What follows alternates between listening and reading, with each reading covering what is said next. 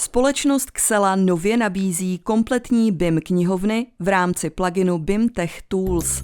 Naleznete zde materiály značek Ytong, Silka a Multipor, včetně všech doplňků, malt a předpřipravených skladeb. BIM knihovny najdete na webových stránkách xela.cz v menu Služby a podpora v části Podklady pro projektování.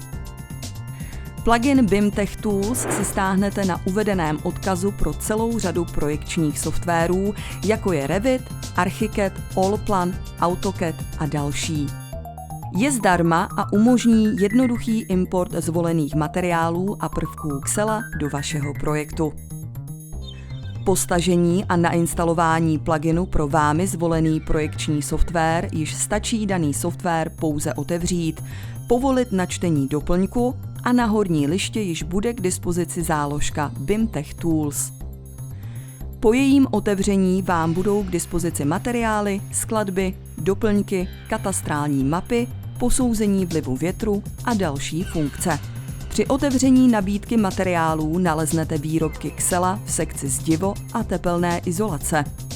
Ve značkách výrobků vlevo si jednoduše vyfiltrujete Ytong či Silka a poté si vyberete z nabízených výrobků.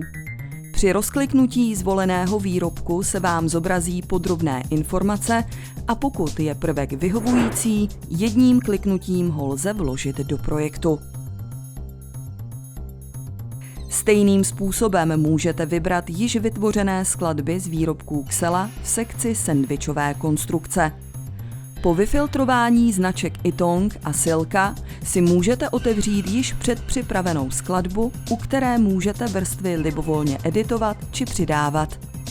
Každá variace skladby se automaticky porovnává dle norem a podmínek v místě budoucího projektu.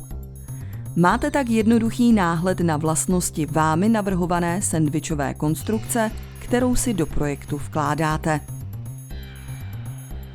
Projekt by nebyl kompletní bez doplňků, které najdete v záložce Katalog rodin. Zde pod značkami Ytong a Silka naleznete překlady, stropní vložky a nosníky a například také žaluziové kastlíky. Opět je jednoduše jedním kliknutím bez problémů vložíte do projektu.